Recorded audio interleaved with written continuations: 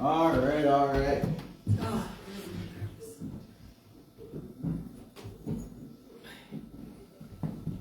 Thank you all for coming. Tonight's been on fire. You guys are amazing tonight. Thank you. Give yourselves a round of applause. Thank you so much. As Tim was so kind to inform you, I will be introducing Lazarus tonight. And as Lazarus' designated extrovert, although they do sincerely appreciate your being here and your support, they are in fact very introverted. So in the event you wish to give congratulations, have any questions, comments, concerns, I ask that you do in fact direct them to myself so that after they are done performing, they may go off into their cave of wonders like the introvert that they are. I'm a fear biter. Yes, they are a feer biter, so... What's a fear biter? You want to find out? What? Find out, Mario. Okay, now I don't feel safe anymore. This I don't feel safe anymore. You're okay. You're okay. Everything is fine. You are okay, I promise. I myself, Anthony, I have one poem that I wrote an hour and a half ago while sitting back there.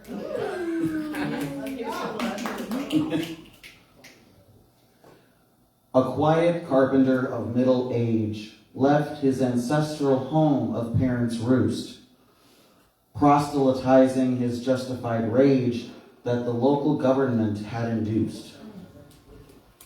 He collected the disciples marred with sin, those that religious leaders deemed unclean. He encouraged the masses to begin to see what had been buried and unseen. 3 days gone, a man from this mortal coil set behind stone by those he deeply loved. They believed his body had become soil. The carpenter sought the man beloved. Like a compass guiding the lost true north, he gave a command. Lazarus, come forth!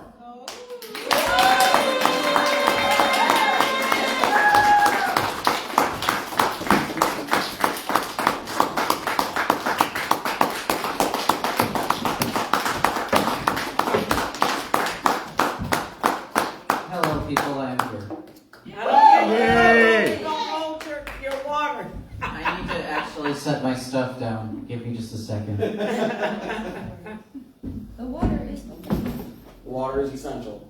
Yes, especially since I'm going to be singing. Oh. Part of it, anyway.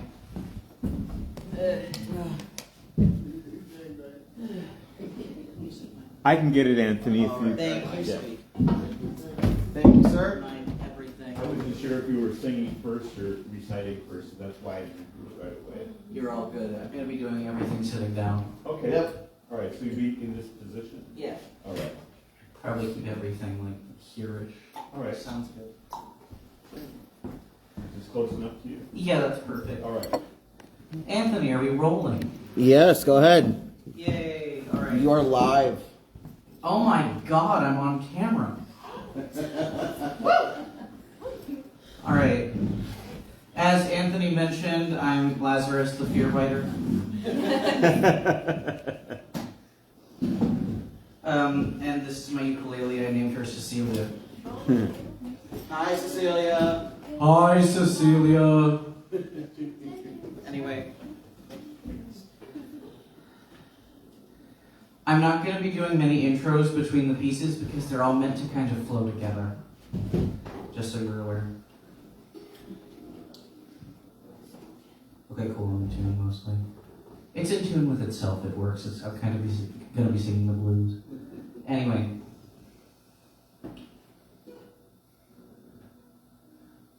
They say a sad tale is best for winter, but I beg to disagree. I think one that descends into darkness and returns to light at the end is better, that circles back on itself and makes you think.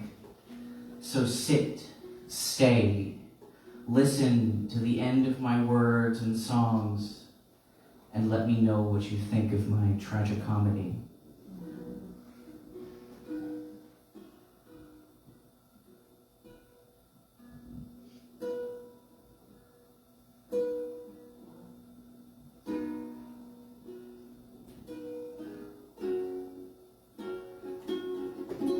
Can y'all hear the ukulele in the back? Yeah. Yeah. Cool. Oh, in the back,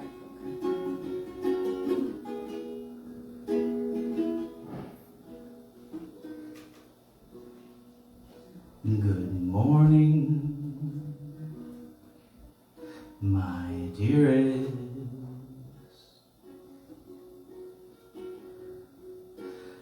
Hours to go before I sleep. I slept in my own skin, which I am comfortable in. For the first time.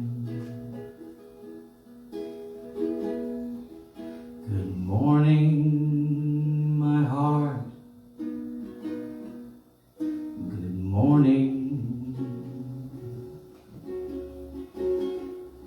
I've been through people. People have been through me. But in translucency I am whole, and in this time I am complete. Good morning, my dearest. Good morning, my all. They say that if people are made with stardust, I hope you are made by the brightest and most beautiful of them all. Good morning.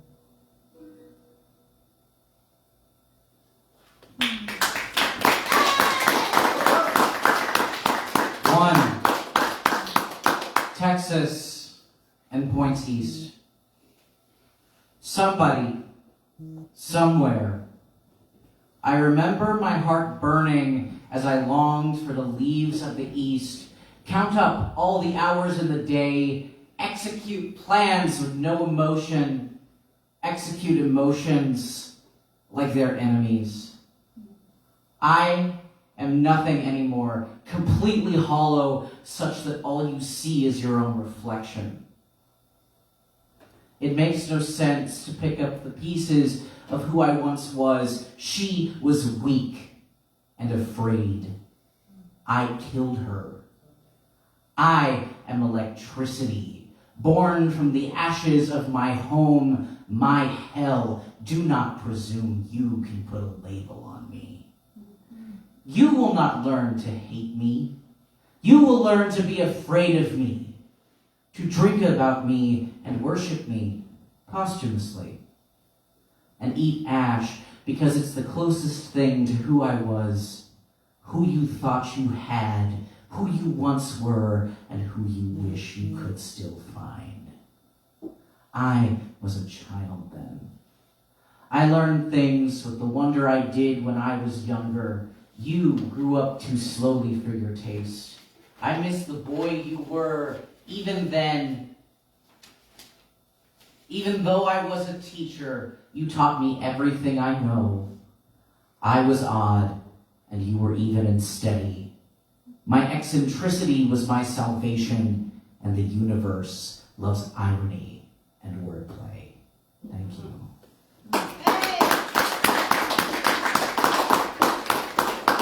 Horology. With the way the world is, meds are in, but I am out. Not old hat, but amongst the world. My heart no longer beats triple time unless I'm falling asleep, but there's a pill for that too. Magnesium oxide to pass the fuck out at 3 a.m. The fear might be slowly working its way out of my system, but I'm still wound tight in a dark place in my head where the pills and the sex and the screaming and the gin and the fracturing never quite managed to reach me. I can hide here for years if I need to, internally or externally. When I was a child, we had a 300-year-old grandfather clock with a manual winding mechanism. Its hands at 10 and 2 looked like an angry face. By the age of 3, I'd already expected rage sooner than I expected a gentle touch, and that clock looked angry too. I would watch it for hours in the hopes that it wouldn't frighten me. I was never quite successful, but I learned to tell time on analog clock faces with a morbid fascination so that I could anticipate when the hands would leer down at me again, or how much time I had before its tinny bell would make me jump out of my skin. I learned to become as tightly wound as it was, because at least that torture was predictable. At least that face I could read. It seemed like the people around me spoke a secret language I wouldn't decipher until I was older. They weren't mechanical like clocks, or wound tightly like me. Others were as much strangers to me as I was to them. I learned to live in my head, constructing elaborate worlds that few ever saw to cope with the terror, the loneliness, the longing, the confusion.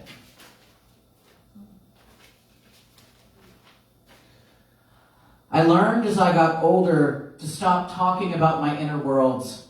It was beaten into me by time, torture, and experience.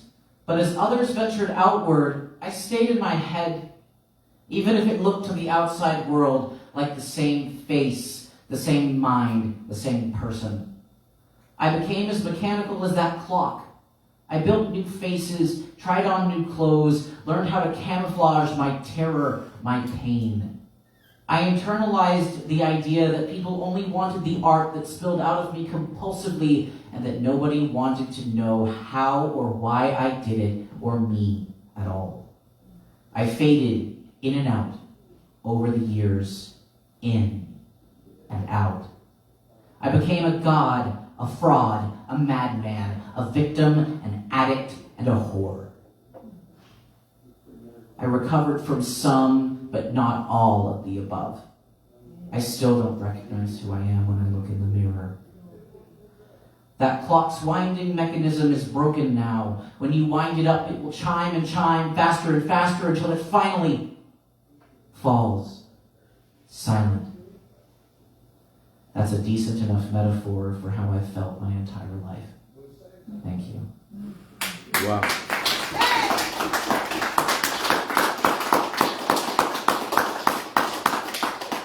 I have many names. Broken mirror, starry messenger, fugitive, 5 years chained to my own mind, madman, god, fraud, muse, Galatea, Stella to 80 Astrophels who could never have me. Despite my supplications to cast me down from the pedestals they had designed, I am called Madonna, witch, whore, my father's daughter, son, heir, to the slings and arrows of my great-grandfather's gift and curse of outrageously fortunate charisma, just as he was. I made my body into a weapon, a bare bodkin, and broke it again and again and again. Call me stone-hearted, but it feels warranted to give you this warning.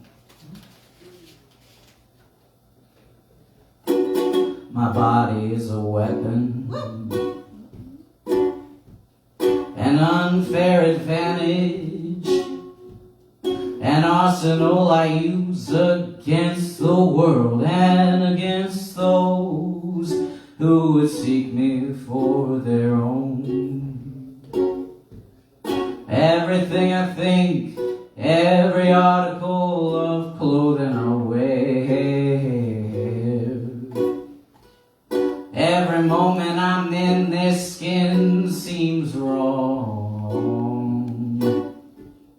I don't overcome them with violence, so I don't overcome them with violence.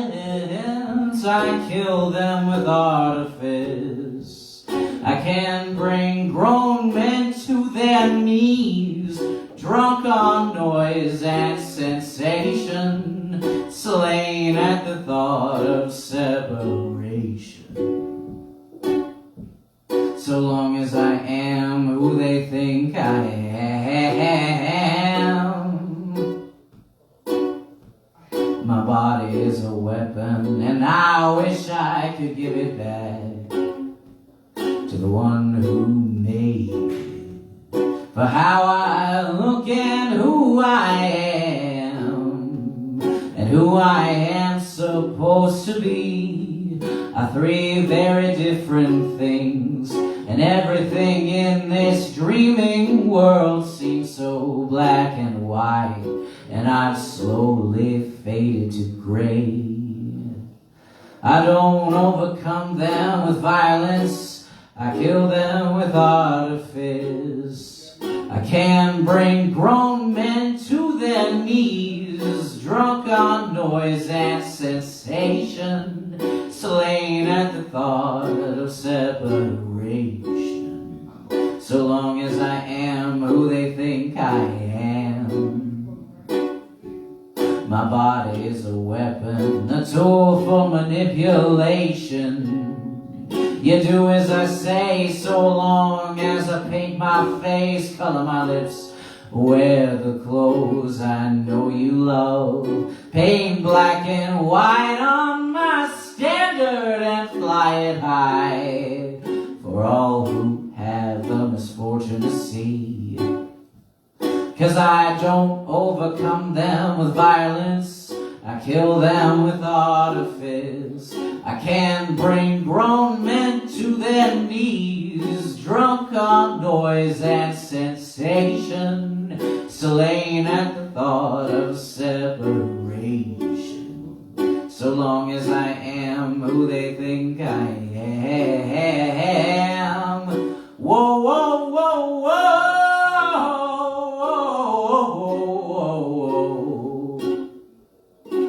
Fall into me. So long as I keep going, I'll take you down with me. Fall into me. So long as I keep going, I'll take you down with me. My body, my body, my body is a weapon,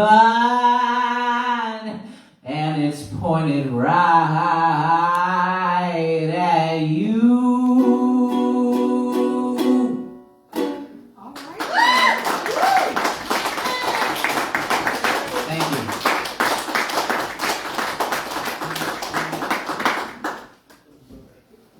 Senator, I think you seared ghosts into my bones, down deep into the marrow, and time may be round, but I am forced to remain here suffering, as all of time's rivers and streams flow back into me, and the specters of all the things you whispered and lies you screamed are made to ride with me too.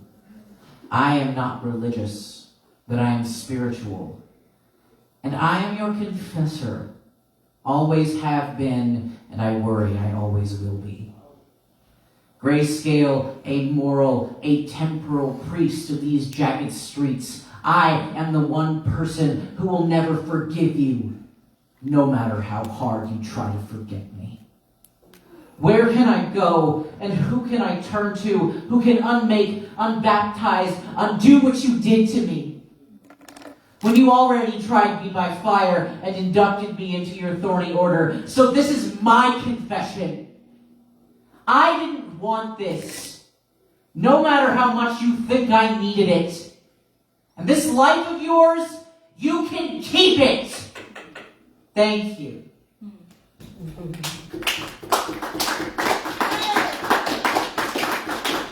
Elegy for an invisible thread.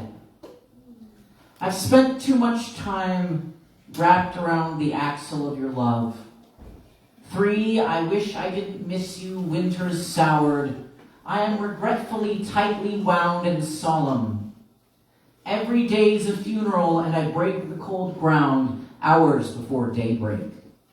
This is one burial that's long overdue. I don't hate this city. I have come to love it, perhaps in spite of you. I make praise to its neighborhoods and the lake effect snow. My world is finally becoming bigger than the four walls that we share. You no longer dictate the pace, nor do you set the price of it. There was once a time that I would have gone out and bought the entire city for you if you'd only asked. Unto half my kingdom, but you never did. And now you hate me for things you never had the courage to say.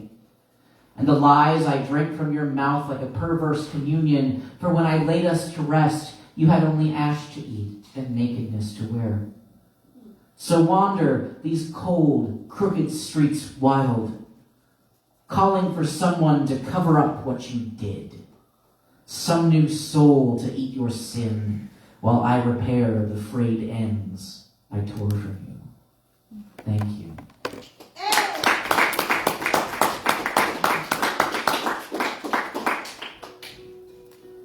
When will we three meet again? In your thunder, your lightning, or your rain? In your magnetic field mind, center of your hurricane. I wish I could make you devour and then choke on the days I spent lying on your chest, listening to the 12/8 drum of your heart instead of me, but you're more than 2/3 dead already, and I have better things to do with the sound and fury you sold me.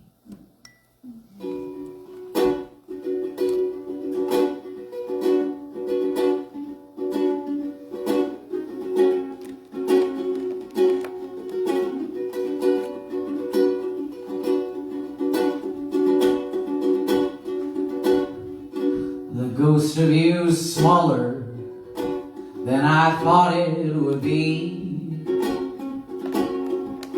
The quiet you left behind comforts me. You call it a hollow victory, but you're more wrong than you know. You're a coward and it shows. Losing you is less loss and more like coming home.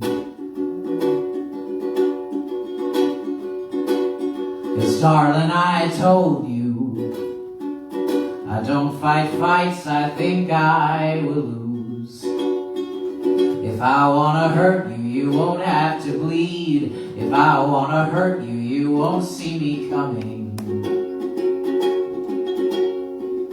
'Cause I want the future, the fucking future you promised, not the one you sold me, you goddamn mercenary. And if you call this honor, you have much left to learn. We may be twin pillars of fire, but I left you here to burn. I signed up for a warrior and got a deserter, and got the bombastic, ballistic, but not the berserker. And you'd call me a liar, but I won't lay in the bed you claim to have made for me. You want your rights and your freedoms, then give me my autonomy. Yeah. 'Cause darling, I told you I don't fight fights I think I will lose. If I wanna hurt you, you won't have to bleed. If I wanna hurt you, you won't see me coming.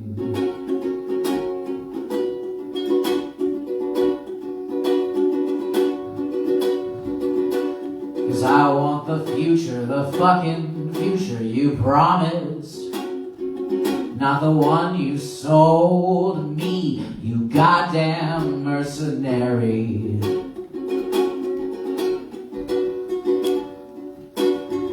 And if If you call this honor, you have much left to learn. We may be twin pillars of fire, but I left you. Yeah, I left you here to burn.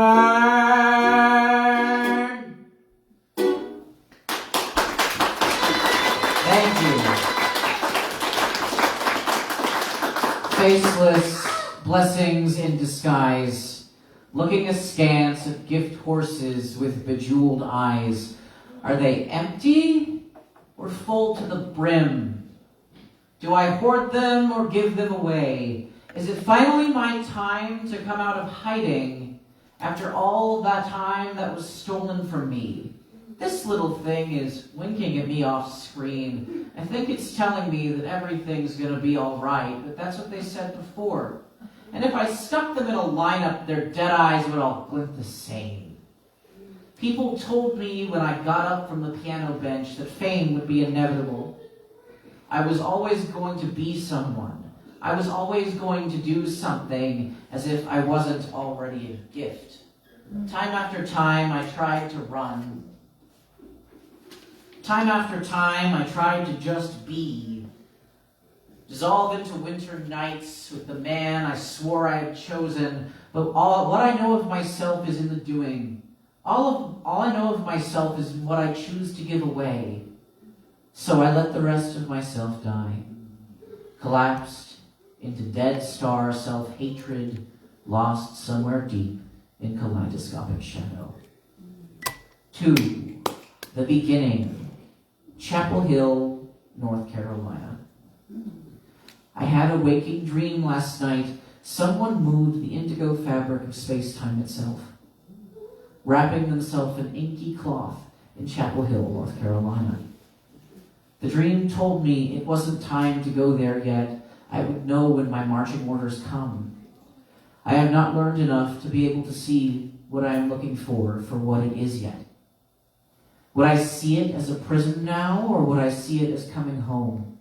What if I chew through the bars of what I'm supposed to love? I fell in love with Points East before, and all signs are pointing to that as my home. You may remember me as a season, a time of day, a concept. I think of you as places I have yet to walk. I see beginning as end as beginning. I see you as who you are, who you were, and who you will become. You are resplendent and sweet and beautiful. You are soft and tender and strong. You are cosmic in scope and infinitesimally small at once. You are that you are. Thank you.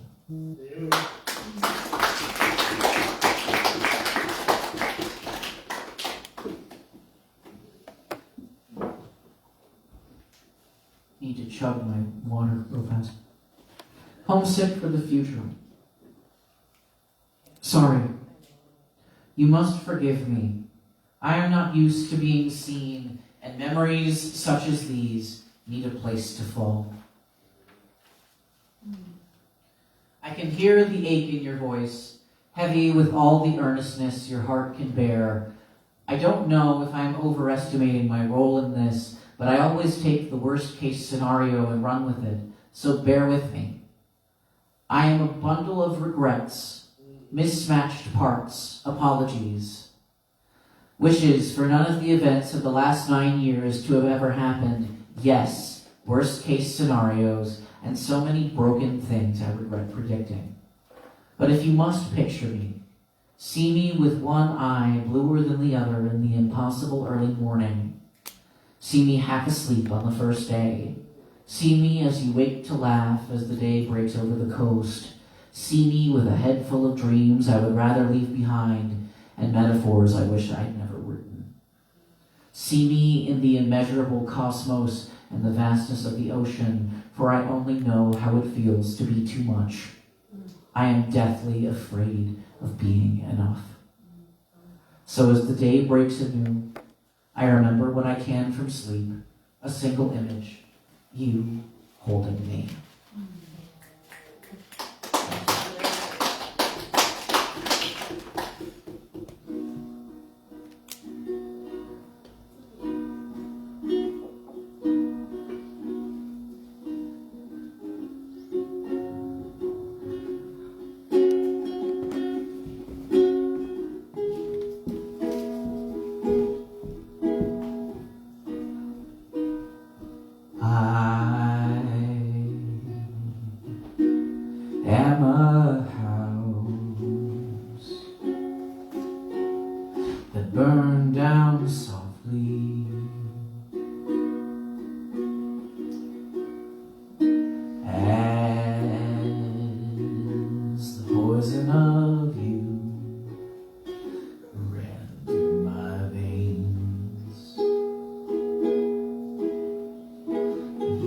dart through my brain,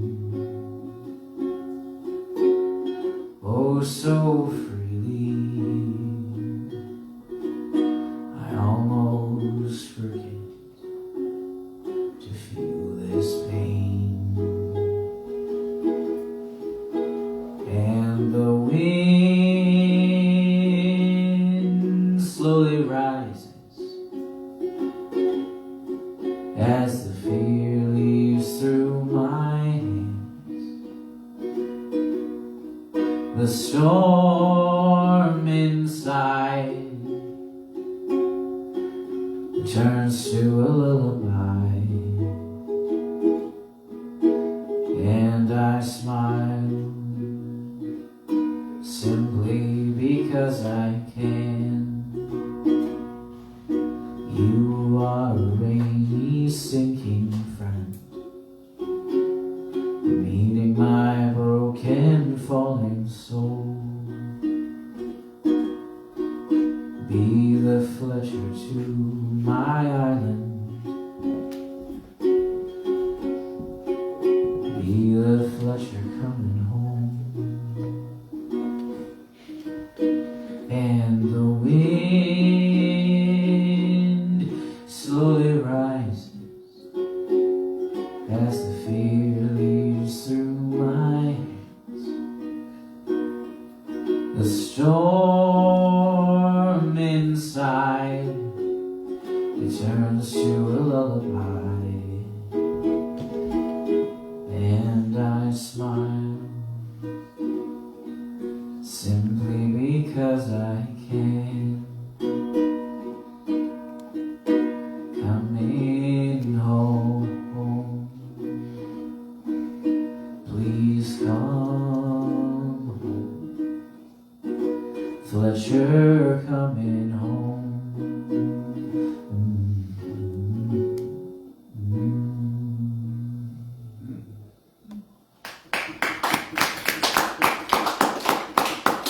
Everything's coming up lavender. I was 17 when you first came to me, mind threatening to unravel in shades of crimson. Now I swear everything's coming up lavender and golden brown. I'm much madder now, and while I can't say things are fine in this pit of snakes we live in, at least I feel somewhat safe now that I found the melody I was looking for. The problem is that I sought you high and low in all the wrong places, wrote my best songs and lines to all the wrong people. It's sad to say that you found me at my worst, but you loved me anyway. I'm a stubborn piece of shit, and I know that you know that. So are you. That's part of why I love you so fucking much. Neither of us know when to quit when we know exactly what we want. So are we living the dream? Maybe not yet. But do we have the grit to get there? Abso-fucking-lutely. And one thing's for certain, I know I will never be bored again. So thank you. Thank you for not giving up on this raging bitch. Thank you for sticking it out, because I loved you endlessly then, and I love you endlessly now. 3. The endless cycle, Pennsylvania and all it contains. I told you once when I was elsewhere that Buddhism seemed round. You agreed with me, saying it was like a wheel. I used to be scared of going forward. I thought it endless and vast when it is truly cyclical, and you can return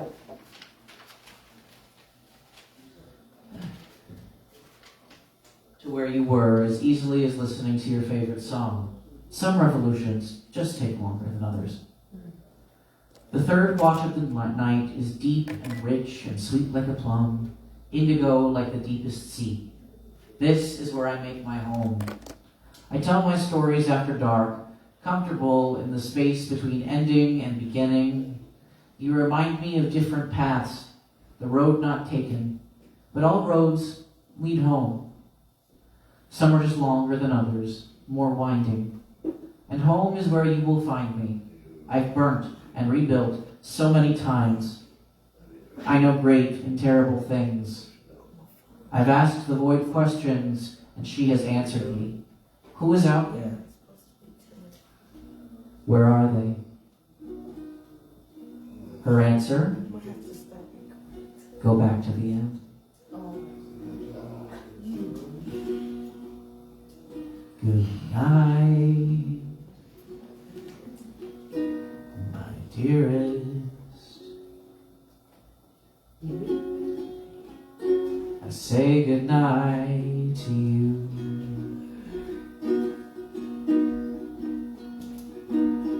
The people pass by. Your beauty's inside and outside too.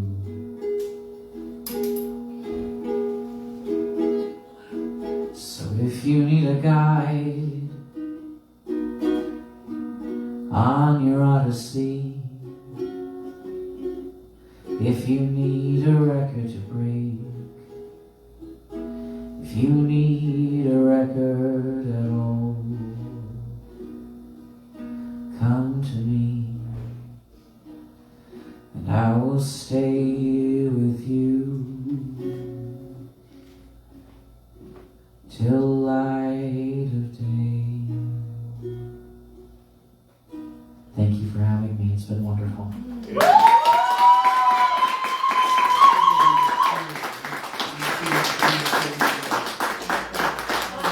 Can we ask,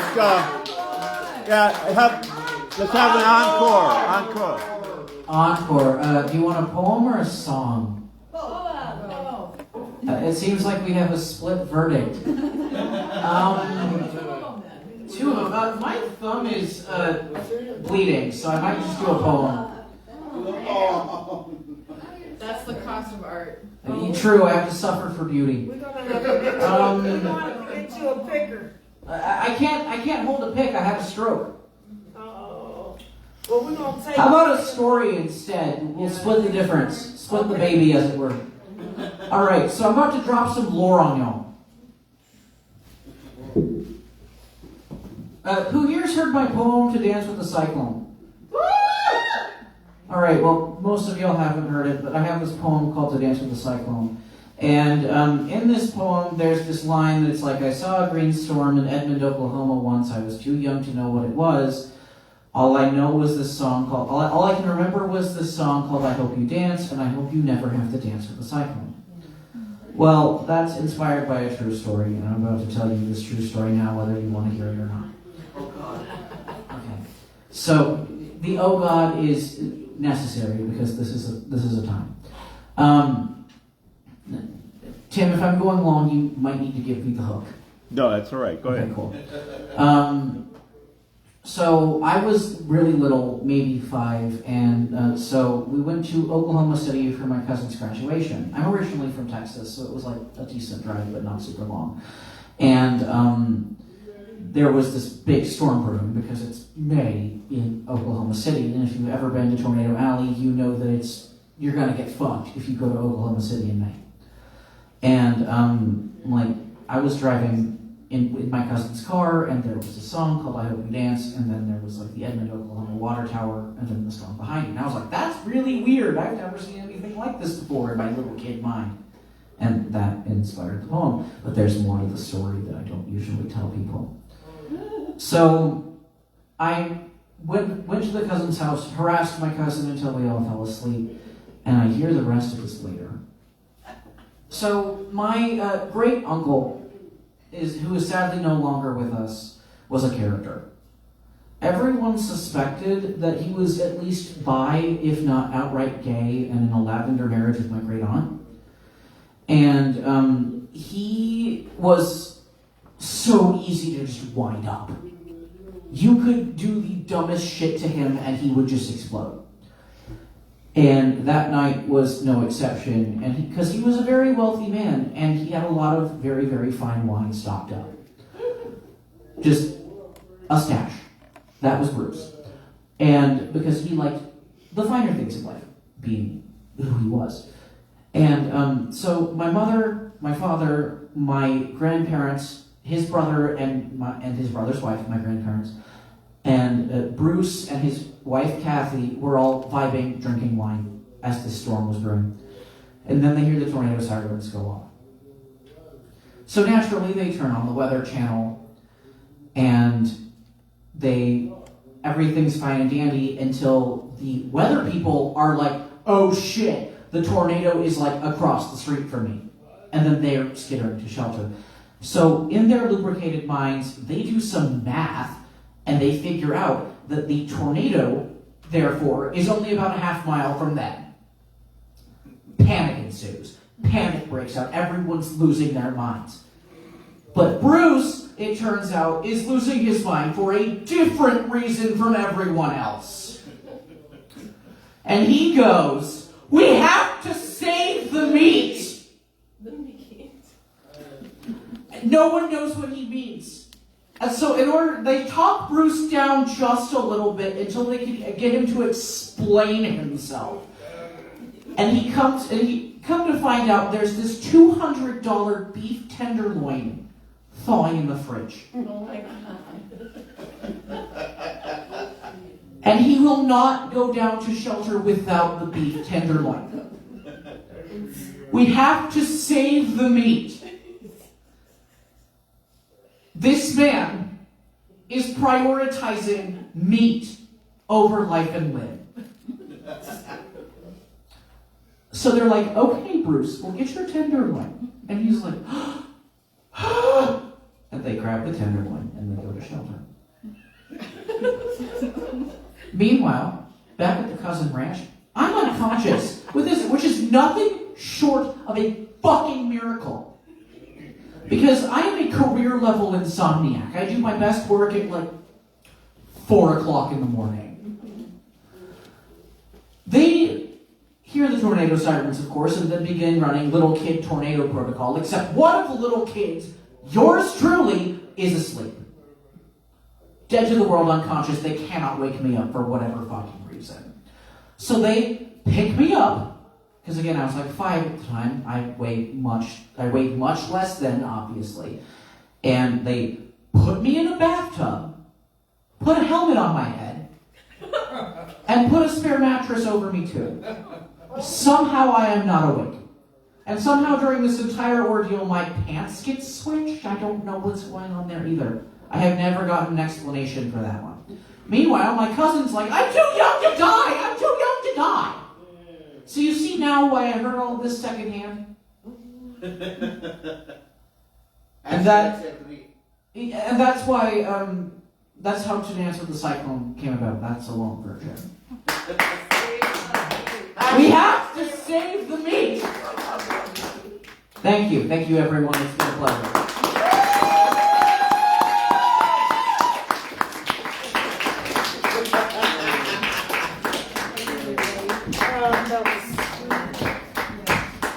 Hashtag save the meat, y'all.